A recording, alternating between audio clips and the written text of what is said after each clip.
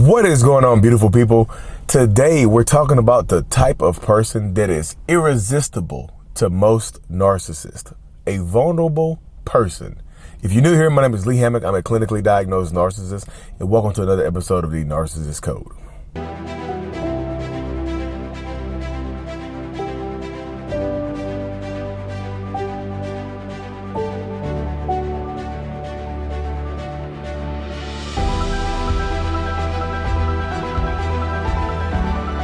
So, welcome back, folks. Yes, I'm shooting in my car, still getting over this like little cold or whatever. My throat is I'm at 85%. I'm almost sounding normal, y'all. So thanks for bearing with me. But yes. The type, this personality trait makes you damn near irresistible to narcissistic people. Like this personality trait of vulnerability, not personality trait, this trait right here makes you like, it's like a pheromone to narcissistic people, y'all. Like vulnerability attracts narcissistic people. I know people are just like, what attracts narcissists to you? Like, what are narcissists attracted to? What type of person are narcissists attracted to? Like, everybody's going to have their preference or whatever, looks wise, height wise, whatever. You know what I'm saying? But that's one thing that's kind of across the board with a lot of narcissistic people. Vulnerable people. That's why I tell people, like, if you are in a vulnerable state, do not date. Watch out for the dating world. Like, when I say vulnerable, I mean emotional vulnerability. Like, you are going through a loss in your family. Like, you're going through you just got divorced, or you just broke up with your boyfriend or girlfriend. You just went through a divorce. You just lost a long-term friend, a pet. The ficus you've been growing for years. Just stop ficusing. You know what I mean?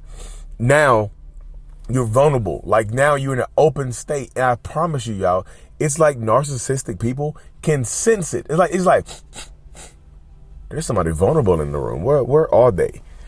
And they come get you. They find you out. If y'all don't know, I do a lot of one-on-ones over Zoom. And I have like some group coaching and stuff coming up here this month when my new website comes out.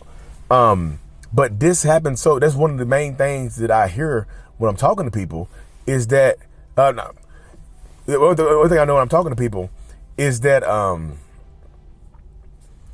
I was vulnerable. That's one thing that they'll say. I was sitting in the parking lot, y'all. Somebody tried to get my spot. I had my lights on. Didn't realize it. One thing I hear from a lot of people is that I was vulnerable when they first met me. I had just lost a friend. I had just lost my mom. My dad was sick. I was lonely, and this, that, right there. I was just in a vulnerable state. And y'all, when you are in these vulnerable states, it might make you miss red flags, right? It might make you susceptible to more manipulation. Like, you might be ready to forgive someone for something that you normally wouldn't forgive them for. You might overlook things that they do to you, or the lies that they tell. Like, when you are vulnerable, this new person, this narcissistic person, or this person that has been in your life for a long time, they take advantage of your vulnerability by sometimes being there for you. Like, when you're in this vulnerable state, a lot of narcissists will be there for you. They'll be like, you know what? I'm going to be there for her, or I'm going to be there for him or them. I'm going to be there for them through this trying time. And then they're going to love me and they're going to care about me, which happens a lot, because when they are there for you, you feel like you owe them a debt. And some narcissists will tell you you owe them a debt for being there for you. Remember when your dad was sick and I was there for you? They'll use that time when they were there for you as a form of manipulation to get you to feel bad for leaving them, or get you to feel bad for holding them accountable. That's why I'm just repeatedly telling people this right here. If you don't want to attract a lot of narcissists, don't date when you are in a vulnerable state. Like, you just failed it. This could be like you can just fail a test in college. You cannot get into the school of your dreams. You can get rejected. You can lose a job or get fired or whatever it is. If you are in a vulnerable state where you're not of like damn near sound mind and body, don't go out here into the dating pool. Don't get onto the dating app and just find like, I'm going to find somebody to clap cheeks with, and that'll be it. You'll get attached to that person. You'll get attached to people that you are dealing with when you're in a vulnerable state. That's just how it goes. And I'm just telling you, this is not me trying to blame y'all, because you can't control a narcissistic person. You can't control whether a person is going to treat you good or treat you bad or be horrible to you. But a lot of narcissistic people, this is when they will love bomb you. Like when you're vulnerable and you feel like you need someone or you feel like you're lonely, that's when they will love bomb you. That's when they get you right there. When you feel like you need someone, you feel like you need somebody to be there for you. You feel like you need to have a conversation, to talk to somebody to talk to your friends. And like you might be in a foreign country or whatever. You might be by yourself in a new city or whatever. And then you meet this person and they love bomb you. They take care of you through this trying time. And now you feel like you're indebted to this person. Like you feel like you're indebted enough to this person to give them multiple chances, to forgive them for things that they have done to you, things that they put you through. You feel like you're indebted to keep going through stuff with them, to stand through the test of time with them, to forgive them, forgive and forget, to give them multiple chances that they don't really deserve just because they were there for you one time in the past. You see what I'm saying? That's what I'm telling you out. When you're dealing with narcissistic people, that's the thing right there. That really is it. That's why, like, if you are vulnerable, just watch out and be careful. That's why I'm just telling people, because like narcissistic people can sense it out. Like they can sense it out. And they like, Willie, how do they tell if we're vulnerable from our dating profile? A lot of times they can't tell if you're vulnerable from your dating profile unless you have RIP mom or RIP dad or RIP ficus, whatever. You have that in your profile, you have that in your dating profile, then you look like a vulnerable person right there. They might reach out to you. Hey, I just lost. And look, and they might actually be going through something similar as well. I just lost my mom. I know how that feels. My dad just passed away. I know how that feels. I had the ficus for 7 years and it just wilted overnight one night and I lost it. I know how that feels. R.I.P. ficus.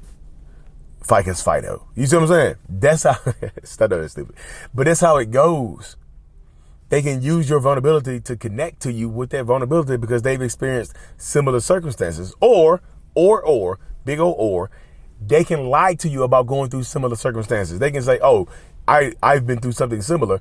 The whole time be lying their asses off. You just never know when you're dealing with a narcissistic person if they're being truthful and honest to you, because a lot of people will lie their asses off. There's no, and this will sound bad, but a lot of time when you're dealing with a narcissist or toxic person, like there's no incentive for them to be honest and truthful to you. There's no incentive. And I'll say this too.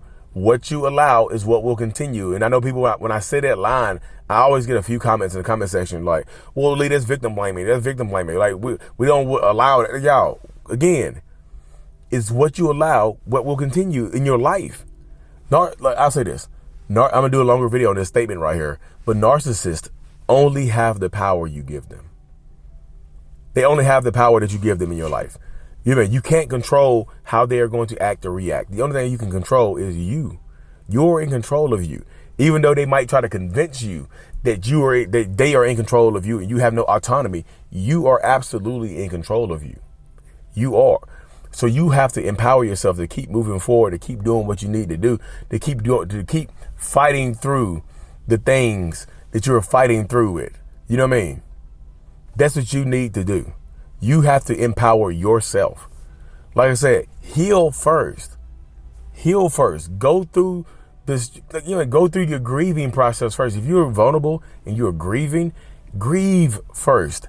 Heal first before you get out here on Tinder or Bumble or Christian Mingle or ficus, what's the F word? I'm gonna say ficus effing, but ficus effers.